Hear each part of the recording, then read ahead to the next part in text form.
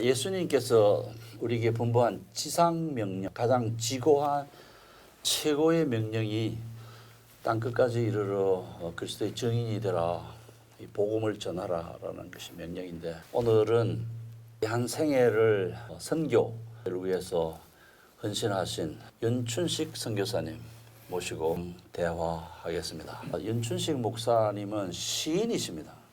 저랑 같은 시대에 공부를 했는데 그때도 아주 문학적 소양이 뛰어나시고, 그때 그런 모습이 지금도 흐트러지지 않고 시적인 눈으로 사물을 관찰하는 목사님이시고요.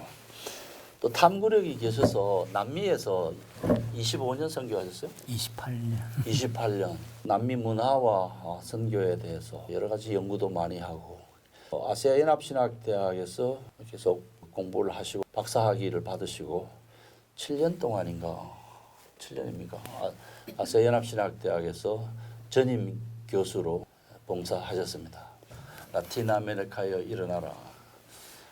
이제 아카데믹하게 접근하시고, 아시아연합신학대학원의 라틴 선교연구소, 라틴 선교연구소라고 하는데, 미국 밑에 멕시코부터 칠레 끝까지, 브라질은 포르투갈어를 쓰고 그 외에는 전부 스페인어 사용하는 그 부족들을 일깨워서 빛을 발하도록 일깨우는 그런 책을 저술을 하셨습니다.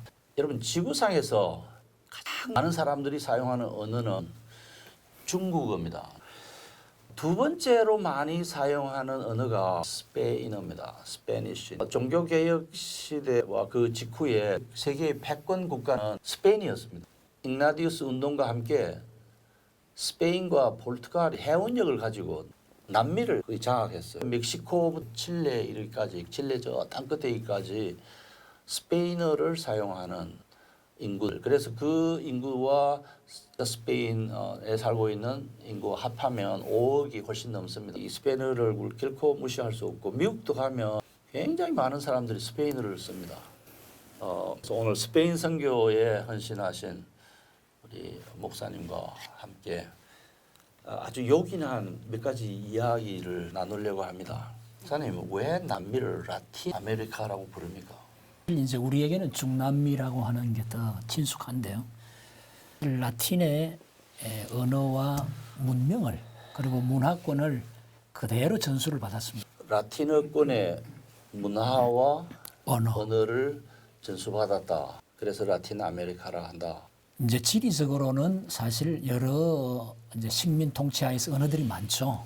그러나 그 중에 이제 대부분 스페인어와 포르투기스를 쓰기 때문에 이제 우리가 생각하기는 다른 언어들은 지금 카리브 계통에서 유럽의 언어들을 쓰고 있죠.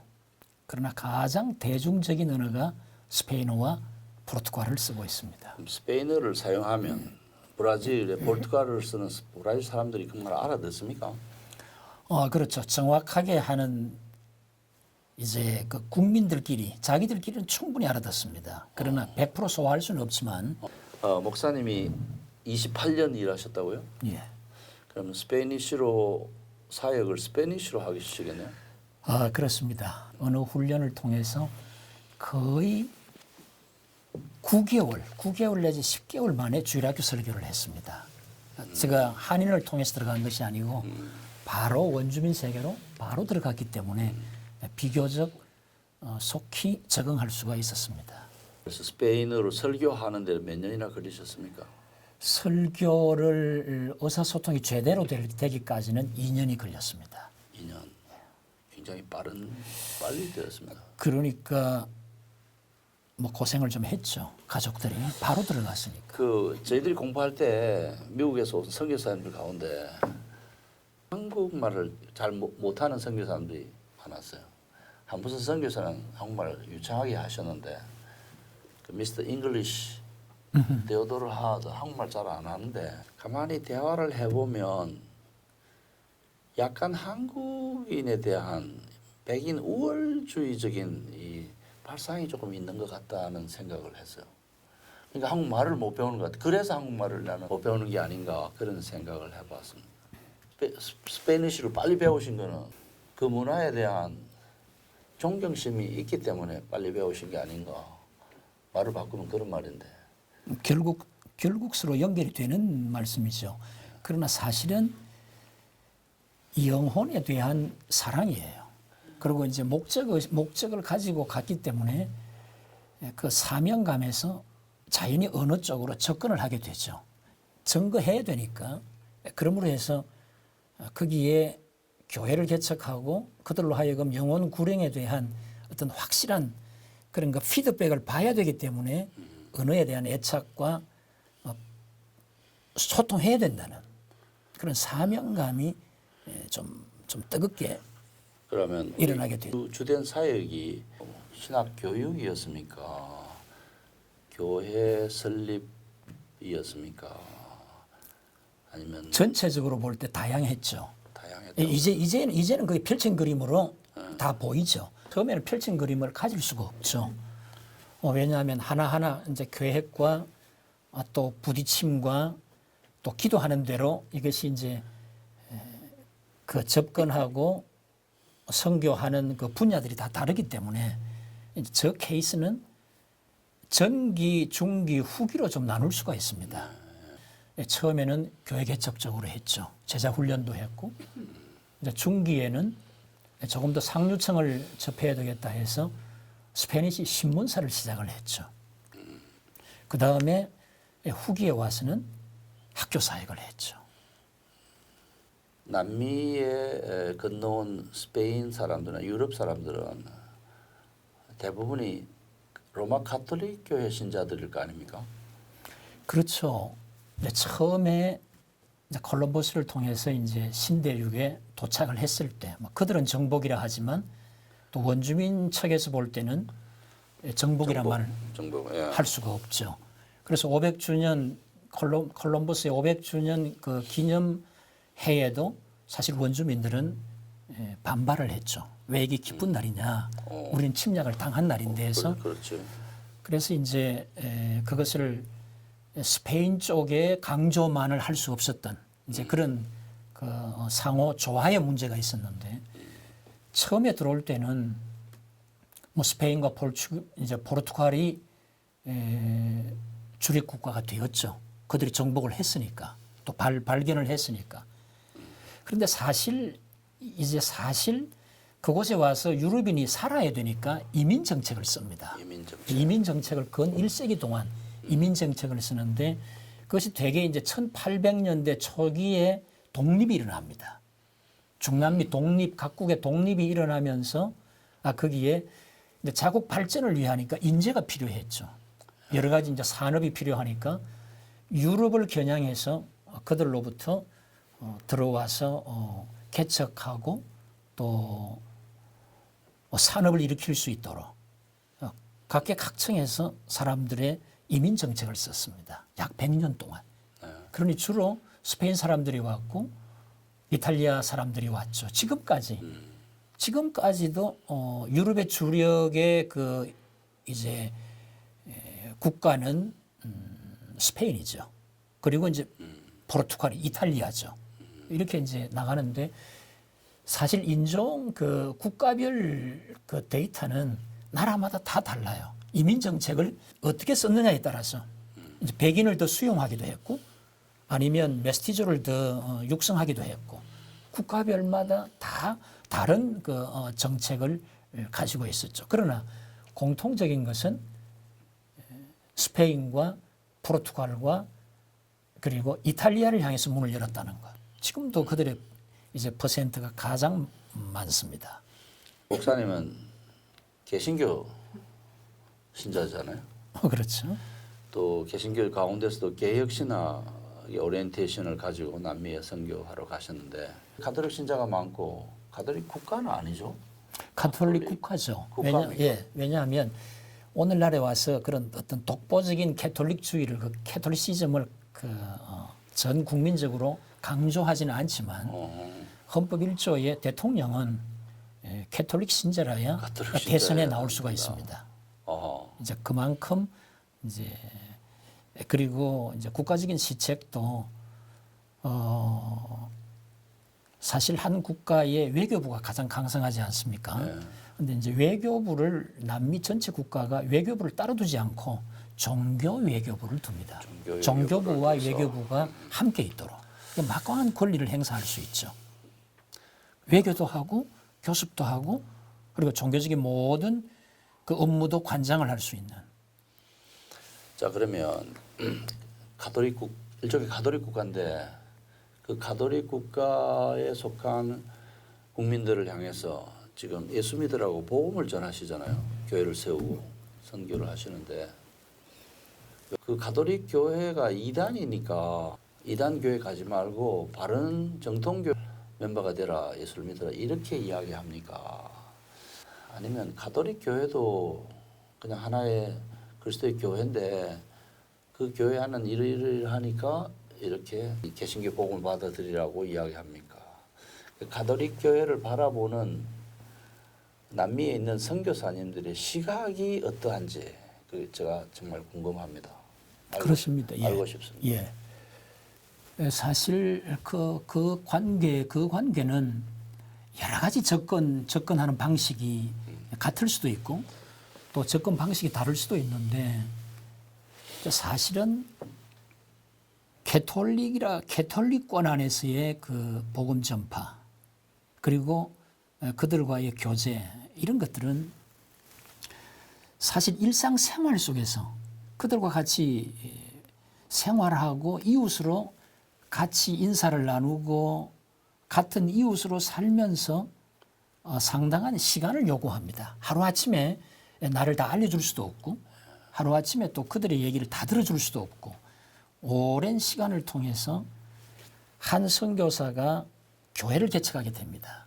그럼 이제 교회를 개척하게 되면 그의 위상이나 하는 일들이나 또 그의 품행이나 또 그가 평소에 생활하는 모습들을 통해서 자연스럽게 그가 지금 목회를 하거나 교회를 개척한다는 그것이 내가 지금 교회 개척자입니다라는 말을 안 해도 일상생활 속에서 저절로 그 모습들이 증거가 되어집니다. 그러므로 해서 소속되어 있는 그 개척 교회 안에서 활동하는 목사로서의 활동 영역과 또 캐톨릭권 안에서 일반 시민으로서 살아가는 또 그 영역이 사실은 여러 양상을 띠게 됩니다. 이웃으로서 만남의 대상인 캐톨릭 그리고 내가 현재 목회하고 있는 그 바운다리 안에서의 어떤 성도로서의 캐톨릭. 그래서 그들이 사실은 캐톨릭이면서도 오는 경우가 있고 또 캐톨릭이 아니면서도 오는 경우가 있기 때문에 여러 가지 다양한 접근 방식이 필요합니다. 그리고 연구도 해야 되고 또 사람마다 접근하는 방식이 달라야 되고 하루아침에 이루어질 수는 없죠. 이런 것들이 하루아침에 다 파악될 수도 없는 것이고 통찰될 수도 없는 일이기 때문에 시간을 통해서 이제 그들을 접근하고 때로는 상담도 하고 그러나 또 목사로서의 교회 목회를 하는 거죠. 로마 가톨릭 교회가 참된 예수 그리스도의 교회라고 하면 그 교회 구성원으로서 열심히 예수 믿으라고 하면 될 텐데 형식적이든 명목상의 신자든 간에 그 사람들을 보고 우리 교회 오라고 이야기할 거 아니에요. 그리고 예수를 믿으라 복음을 받아들이라고 이야기할 거 아닙니까? 이제 전도 방식이 한국하고는 전혀 다르죠. 우리는 생각할 때 일률적인 전도 방식을 생각하기가 쉽습니다. 왜냐하면 내가 가지고 있는 전도 방법 또 내 행동 양식에 따른 나의 전도 방식이 다 있기 때문에 그것은 우리 한국적인 이제 형태이고 이제 저기에서 사실은 접근하는 방식들이 저희들이 그 자담회를 한번 했어요. 수년 전에 자담회를 통해서 각국에서 온 선교사님들이 방금 말씀하신 대로 어떻게 접근하고 있느냐 이런 것들을 아주 진지하게 이제 자담회를 했을 때 제일 먼저 볼리비아에서 오신 선교사님이 이런 이야기를 했어요. 자기는 고산지대에서 선교를 하는데 접근 방식이 캐톨릭은 상당히 우호적이기 때문에 개신교에서 하고자 하는 일에 대해서 크게 저항하지를 않습니다. 캐톨릭은. 왜냐하면 같은 성경이고 같은 하나님이라는 그 맥락 때문에 어떤 그 도움이라든지 조화라든지 어떤 봉사 활동에 있어서 얘기를 하면 그들은 그렇게 까다롭지 않게 응해 줍니다. 뭐 쉽게 응할 수는 없지만 그들이 꼭 해야 될 일이라고 생각할 때는 응해 줍니다. 그런데 이제 우리들은 쉽게 응해지지 않는, 아까 지금 캐톨릭인데 구원관이 다른데 교회관이 다른데 하면서 우리는 스스로 어떤 텐션을 일어납니다. 이제 텐션이 일어나는 이것에 대해서 볼리비아 선교사님은 이런 이야기를 했습니다. 그들은 쉽게 우리를 접근해 주었는데 우리는 쉽게 접근을 못했다. 이제 이런 이야기를 하면서 우리가 너무 텐션을 일으키니까 결국은 그들도 나중에 감정으로 나오더라. 이제 이런 접근 방식을, 그렇지만 한 사람 한 사람을 통해서 전도하려고 노력하고 있다. 이제 이것이 소위 이제 볼리비아 선교사님의 접근 방식이었고, 그다음에 두 번째 콜롬비아의 소시 선교사님의 접근 방식이 있었습니다. 이분은 신학교를 이제 큰 학교를 하고 있었는데 이분은 이제 실제로 과목에 필요해서 우리 개신교 목사님들이 그 신학교에서 적절한 과목을 가르칠 수가 없기 때문에 어쩔 수 없이 캐톨릭에서 있는 뭐 교육학자를 불러와야 되는, 그런데 캐톨릭 이야기는 하지 마시오. 막 기독교적 교육 이야기만 좀 해주시오. 이렇게 조화롭게 접근을 했더랍니다. 하니까 할 수밖에 없었답니다. 왜냐하면 자기가 경영하는 신학교에 신학생들 대학부 배출을 했는데 대학원을 가야 되는데 본교에는 대학원이 없고 향학열은 있고 아카데믹한 공부를 더 하고 싶은데 갈 수 있는 곳이 캐톨릭 대학원 뿐이었답니다. 그럼 학문을 한 이 학장으로서 학생들의 길을 열어줘야 되는데 미국으로 가라 한국으로 할 수도 없고 어쩔 수 없이 그 학점을 가지고 캐톨릭 신학 대학원에 보내야 되는, 그럴 때 학점을 인정해 주더라는 거죠. 우리는 캐톨릭에서 오는 학생들의 학점을 인정해 줄 수가 없지 않느냐.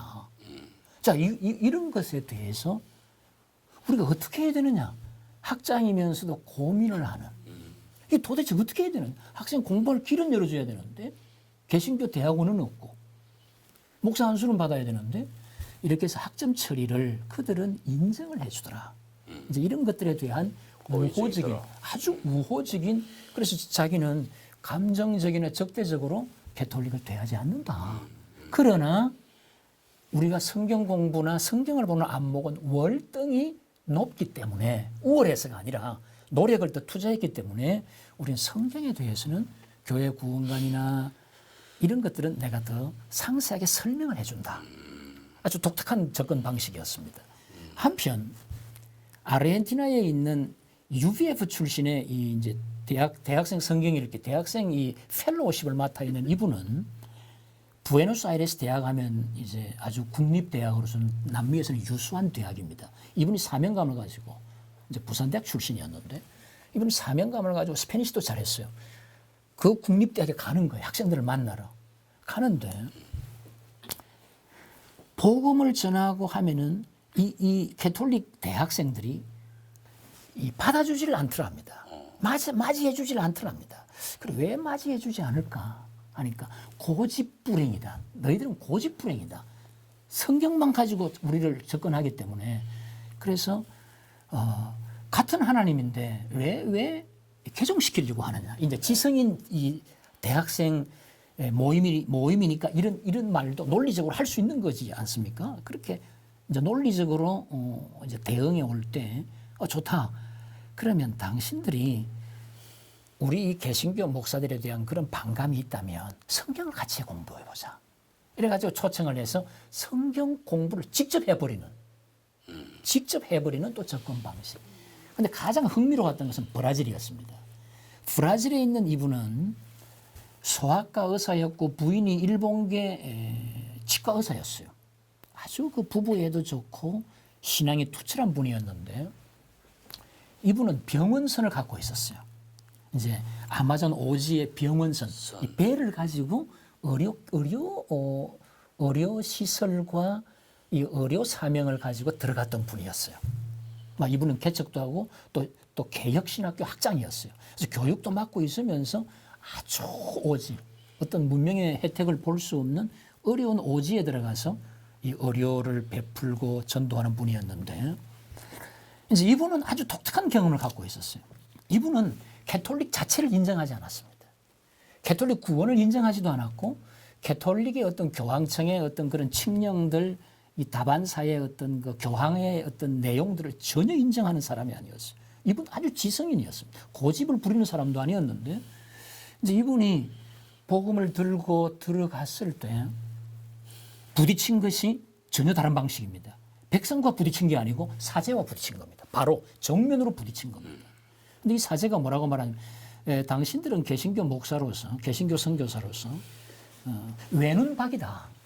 성경밖에 모른다. 외눈박이다. 외눈박이다. 역사를 모른다는 말이군요. 이 지금 교황청이 얼마나 중요하고 이 다시 말하면 이 행함에 이 실천하는 이것이 얼마나 소중한 것들인데 당신들이 성경만 보고 성경만 믿으면 된다고 하니 얼마나 구원이 쉽느냐 쉽노. 얼마나 쉽노. 이런 뭐 이래 예수 믿을 바래야.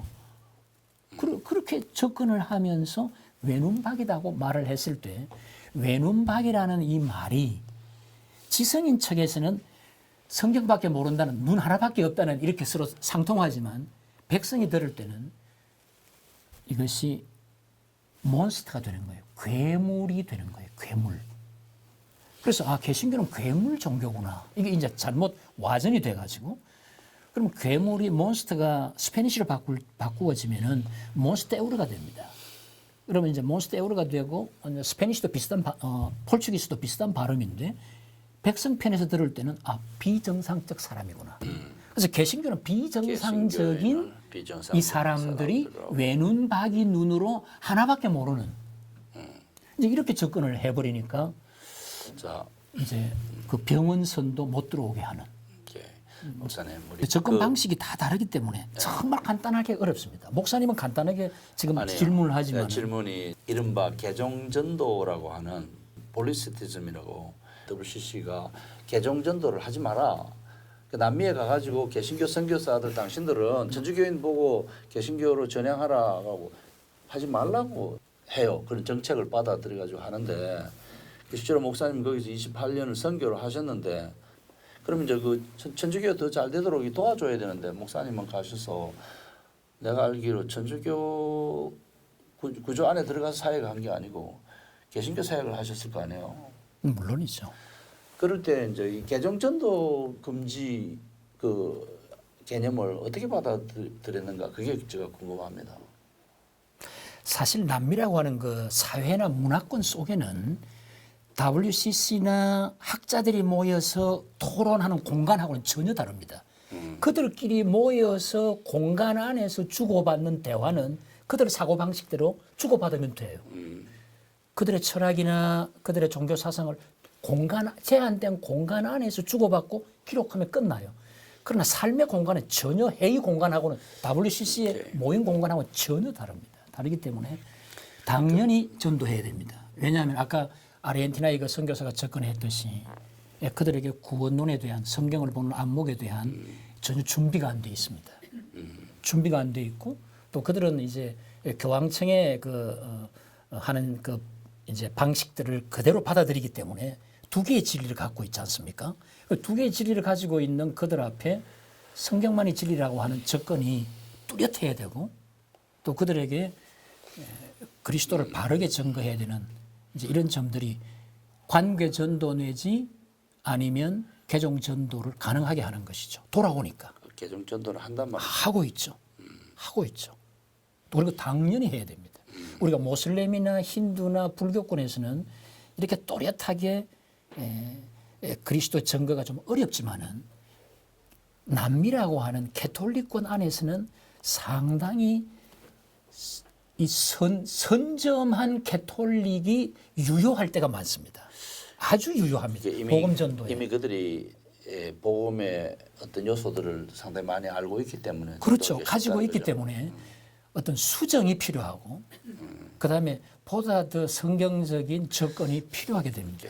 그러면 이제 이 주제에 대해서 저 나름대로 매듭을 짓자면 남미 상황에서는 가톨릭에 대해서 적대적인 태도를 가지고 활동을 하면 선교하기가 아주 어렵다.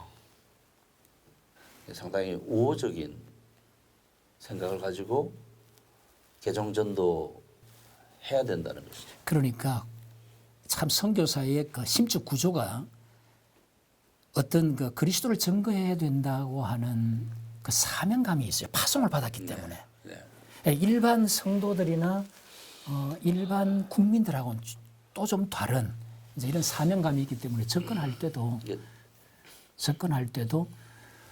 사회 계층에 따라서 접근 방식이 이제 달라지죠. 주로 그 구원론 중심으로 주로 구원론과 교회관이죠. 구원론과 예, 교회관 주로 이제 그렇겠군요. 예, 집약할 수 있다면 그 두 가지 방식이 되겠습니다. 그래서 개톨릭이 말하는 구원론은 인정할 수 없다는 것이 오케이. 선교사 태반의 오케이. 생각들이죠. 가톨릭 교회가 구원의 방주고 그 교회 안에 있어야 구원받는다.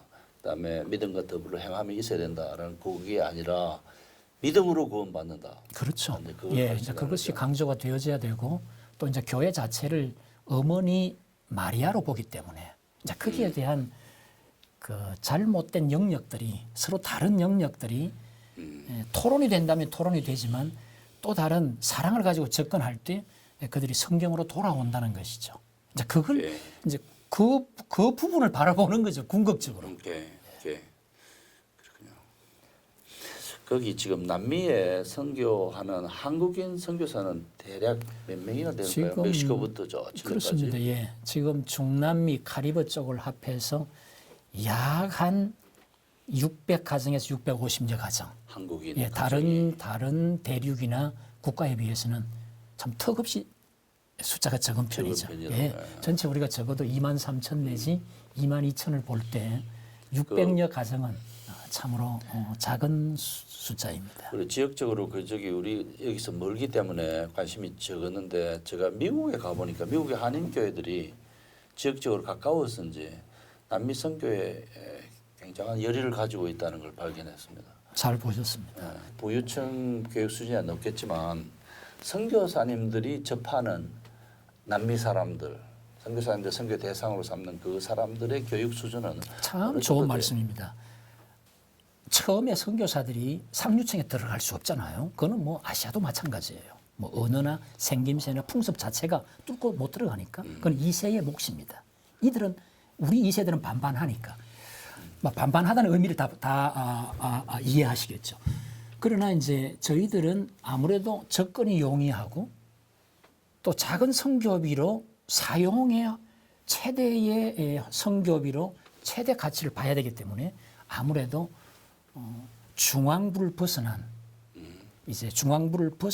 근교의 서민들이 이제 선교 대상이 될 수밖에 없습니다. 이것은 접근이 용이하고 또 어떤 경제력의 원리가 소통되고 또 그들은 말이 어둔해도 참아주기 때문에 들어주기 때문에 지성인들은 더듬거리면 들어주지 않습니다. 그래요. 결코 그렇군요. 이 상류층은 그 뭐 생각해 주고 하면서 대화하려고 들지 않습니다. 가난한 사람들은 못 알아도 인내하면서 들어주고 또 잘못했을 때 고쳐도 줍니다. 고치고 싶어서 고친 게 아니라 대화를 원하기 때문에 방금 네가 하고 싶었던 말이 이 말이냐 하고 고쳐주는 것이 아니고 되풀이해 줄 때 그 말이야. 이렇게 소통이 가능하도록 다리를 놓아줍니다. 네. 서민층은. 그리고 극빈층은 더하고 왜 물질로 도울 수가 있기 때문에. 이제 이런 것들이 이제 그러면 우리의 접근 방식이 그 남미 대개 국가별로 도시별로 이게 경제적인 층이 있을 거 아니에요. 몇 개쯤 됩니까? 적어도 하나의 동심원을 두고 볼 때 뚜렷하게 볼 수 있는 것은 5개 계층입니다. 5개 계층. 이제 소위 사회 계층별 분류라고 하는 이제 하나의 도표를 그린다면 동심원의 가장 핵심이 이제 캐톨릭입니다. 상류층입니다. 적어도 중남미 전체의 부의 15%를 이들이 가지고 있습니다. 그런데 아주 그는 이제 적은 숫자지요. 적은 숫자지만 캐톨릭 1번지고 정치 1번지고 교육 1번지입니다. 정치, 경제, 사회 모든 것을 그 1번지가 어떤 총망라해서 거의 지배적이죠. 그런데 그 주변에 이 상류층을 벗어나면은 중류층. 그러나 이제 중산층이 중남미에는 그렇게 많지 않다는 것이죠.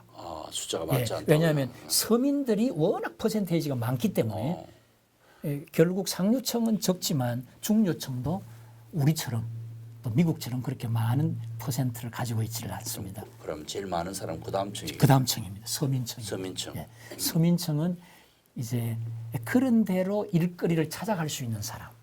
쉽게 말하면 의식주를 굶지는 않는 사람. 오케이. 서민이지만은 그러나 더 개천에서 용이 나듯이 그렇게 뜀박질할 수 없는 구조적인 약순환 속에 그대로 서민을 유지할 수밖에 없는. 왜냐하면 워낙 강성하게 상류층이 잡고 있고 또 중산층이 잡고 있기 때문에 이들이 어떤 사회적인 용어로 어떤 산업화를 위해서 출세할 수 없는 이제 그런 서민층.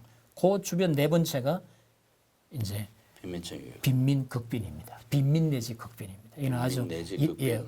이 일거리가 참 찾기 어려운. 그러니까 이들은 거의가 우범지에 살 수밖에 없습니다. 도시 근교적.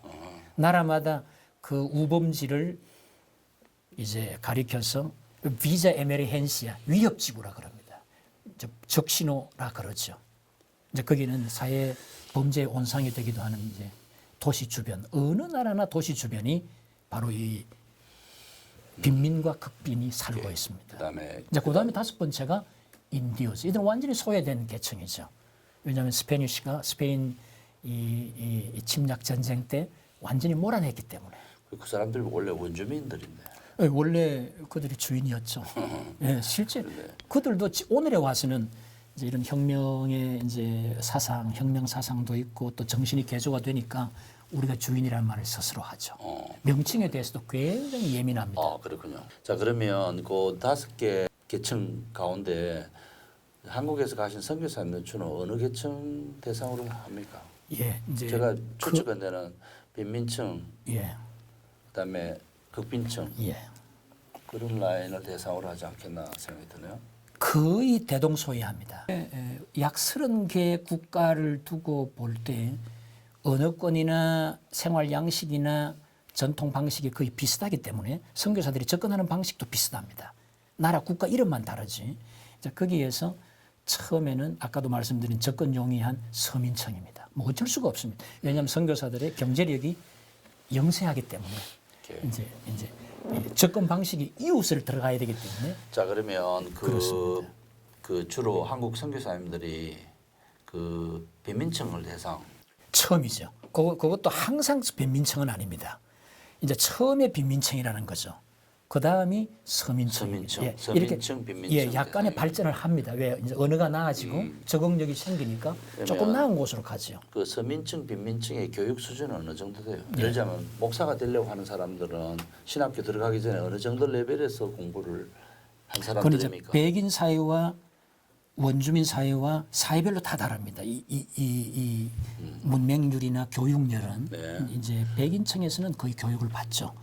그러나 이제 메스티저나 그런 그 호녀라족이나 빈민층에서는 거의 초등학교 정도만 다니고 있습니다. 그리고 이제 지역에 따라서 중학교가 있으니까 갑니다. 그러나 거의 중퇴를 합니다. 중학교 중퇴를 그리고 한다. 이제 왜냐하면 중학교 상급 학년에 가면서 뭐 아기를 가져버리니까 뭐 애 데리고 공부할 수로 올 수는 없으니까 이제 그렇게 해서 격길로 가는 경우도 많고 또 거기에 대한 윤리 의식이 약하기 때문에 그들에 대한 사회적인 견제 자체가 약하기 때문에 취약하기 때문에 악순환이 계속되는 거죠. 여전히 많은 사람들이 교육을 제대로 받지 못한 상태에 있다는 말이군요. 그러나 볼리비아는 다릅니다. 볼리비아는 정책 자체가 가난해도 대학입니다. 그래서 볼리비아 그래요? 자체는 이 국가 시책 자체가 가난해도 대학을이라고 하는 이제 이런 그 슬로건이 있기 때문에 아무리 채수 장수를 하고 아무리 열악해도 중고는 해야 되고 대학은 가야 된다. 이것이 어릴 때부터 정치적으로 심어줍니다. 전체를 봤을 때는 어떻습니까? 남미 전체를 봤을 때는 교육 수준 이제는 중을 넘어서고 있습니다. 중을 전체적으로 볼 넘어섰다. 때는. 그러나 우리가 사회가 하는 층이 빈민이나 서민이다 보니 그 대상이 축소될 수밖에 없죠. 전체를 본다기보다는 다시 이야기해봅시다. 그 지금 선교 대상으로 삼는 삼는 서민과 빈민으로 볼 때는 숫자가 전체로 봤을 때 50% 정도 됩니까? 예, 약 한 40% 내지 50%를 보는 거죠. 실제로. 그러나 이제 국가 시책이 교육을 강조하는 나라는 또 좀 다를 수 있고, 그러나 국가 시책이 그런 걸 아예 강조하지 않는 나라는 아직도 저소득층, 저교육, 어떻게 보면은 중태가 거의 교회 지도자가 되고 있습니다. 거의가. 이제 중이라는 것은 우리 중3이 아니고 중고 합한 거니까 5년제죠. 중고 합해서 중등학교. 두 번째 학교라 그래요. 첫 번째 학교가 초등이고 두 번째 학교가 이제 중인데 중이 5년제죠. 중학교 과정이 5년제다. 5년제입니다. 고등학교 예. 과정. 그리고 바로 대학으로 들어가죠. 5년제. 물론 대학 예비과 1년 하고요. 그러면 대학 예비과 1년이 우리로 전체 6년을 맞먹지 않습니까? 대학 바로 들어가는 게 대학 예비학과 1년이 있기 때문에 합해서 우리가 6년이 갔죠. 그러나 이제 선교를 하는 대상이 빈민 내지 서민이다 보니 아무래도 교육받지 못한 사람들이 대다수일 수밖에 없습니다. 그러니까 우리가 지금 논하고자 하는 것은 중남미라고 하는 국가 전체를 보는 것이 아니고 우리가 사역하는 대상으로 축소해서 보는 거예요. 왜냐하면 그게 더 소중하니까, 현실적이니까. 대부분 이제 나라들이 부유한 나라는 그렇지 않겠지만 대부분 나라는 여전히 그렇습니다. 뭐 아프리카나 열악하다는 뜻입니다. 아시아 오지도 마찬가지겠죠. 그래서 우리 할 일이 있다는 거죠. 미션에 할 일이 있는 것이고 또 유유 미션이라 할까요? 꼭 유유 미션이 아니더라도 이제 우리가 유유 미션에 더 클로즈업 시킨다 할 때 할 일이 굉장히 많은 겁니다. 이건 지금 대상 전체라고 볼 수 있습니다. 여러분 우리 UU 미션은 University Ubiquitous 미션인데 유비쿼터스 방식으로 유니버시티라는 말이 본래 대학 조합을 이야기 뜻합니다. 그러니까 스페인어로 신학교 가기 전에 대학교 가기 전에 아까 말씀드렸듯이 중이 예. 중등 정도니까 우리나라 같으면 고등학교 교육을 받지 못한 사람들을 위해서 중퇴하고 이런 사람들을 위해서 고등학교 과정 교육도 2년, 대학 2년, 신학교 3년 그런 사람들을 위해서 동영상으로 신학 강의를 만들어서 공급하고자 하는 선교가 유유 미션인데 실제로 목사님 생각에 남미에서 이런 필요성이 있습니까? 절실하죠. 절실하다고요? 예, 이것은 그 이제 1차적으로 우리가 늘 하는 말이지만 영혼 사랑이고 하나님의 나라 확장이고 그리고 구원받는 백성 수요가 많아져서 교회가 제대로 설립되기를 바라는 지도자 양성인데 이 지도자 양성의 이 프로그램이 바로 유유 미션의 프로그램과 합쳐지는 거예요. 보니까. 우리는 정말 가난하기 때문에 공부를 제대로 못하는 사람들을 위해서 그들을 전도자로 훈련시켜서 내보내고 싶다. 그렇습니다. 국가 전체가 뭐 가난하다, 국가 전체가 교육에 약하다. 이건 오산이에요. 목사님, 최 교수님도 그렇게 보시는 분도 아니고 저도 그렇게 보는 사람도 아니지만 그러나 이제 현재 선교하고 있는 이 현실, 선교사들이 파송되고 일할 수 있는 그 광장, 그 장소에서 볼 때는 정말 황금어장이죠. 이 교육 시스템으로 일할 수 있는 황금어장이 되는 것은 그들의 교육열이 약하다는 것, 그다음에 경제적으로 열악하다는 것, 그다음 배움에 대한 향학열 자체가 약하다는 것. 이건 서민층과 빈민을 두고 하는 이야기입니다. 물론 상류층은 뭐 교육열이 높죠. 유럽보다 높죠. 그러나 실제 일터, 쉽게 말하면 그 모퉁이에서 일하고자 하는 선교사들이 볼 때는 참 황금어장이고 그 대상이 널려 있는 것이죠. 어떤 표현을 쓴다면 널려 있는데 그걸 조직적으로 불러내고 조직적으로 교육시키는 데는 이제 거기에 대한 프로그램이 필요하게 되는, 어쩔 수 없이 필요하게 되는 거죠. 프로그램 없이는 접근이 안 되니까. 그냥 예수 믿으시오 하면 전도는 되는데 교육이라고 하는 것은 그냥 뭐 예수 믿으시오, 우리 학교 오시오 이래가지고 되는 것이 아니라 그러니까 저비용 고효율의 전도자의 양성 방식이 절실하다. 이제 목사님께서는 이 분야에 대해서 오래도록 연구하시고 또 그들을 보는 애정과 그 사명감이 이제 있으셔서 아주 체계적인 준비가 되신 분인데 이제 교육 분야에 관심을 가진 선교사로서는 이제 눈이 번쩍 열리는 프로그램이죠. 눈이 번쩍 열리죠. 왜냐하면 독불 장군이 없다고 혼자서는 못 해내기 때문에 이런 생각들을 다 하지만 세월이 흐르는 속에 이것이 그만 없어져 버려요. 녹아져 버려요. 다른 일에 부딪히고 뭐 스트레스 받고 있으면 교육 안목을 잘 체계적으로 준비했더라도 세월 속에 묻혀버려요. 근데 이것을 자극해주고 쉽게 말하면 이제 에스티몰라 자극해주고 공급해주고 의논을 같이 하고 초점을 맞춰줄 때 유유 미션이 할 일은 엄청난 초점을 가져올 수 있는 것이죠. 우리 시청자 여러분, 우리 유유 미션은 아프리카, 아시아, 그다음에 사우스 아메리카, 라틴 아메리카에 돈 없어서 학교를 못 가는 사람들, 또 신학 교육을 정상적으로 받을 수 없는 사람들을 위한 고등학교 교육, 대학 교육, 신학교를 하기 위한 고등학교 교육, 신학교를 하기 위한 대학 교육, 그다음에 신학 교육을 할 수 있도록 신학 강의를 제작해서 스페인어로 제작해서 이제 무상 공급을 하려고 합니다.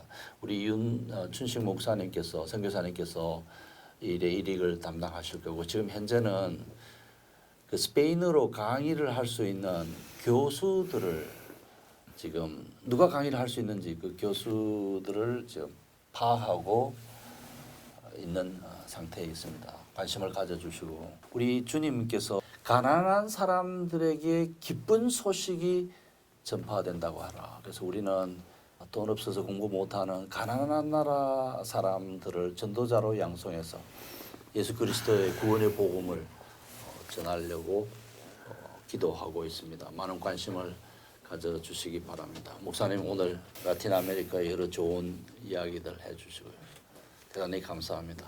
주 말씀하시기를 오늘 누가 일할까 곡식이고 거둘 때니 누가 주소하리요 보안상을 주시려고 일할 사람 부르리 주의 지분 맡으려고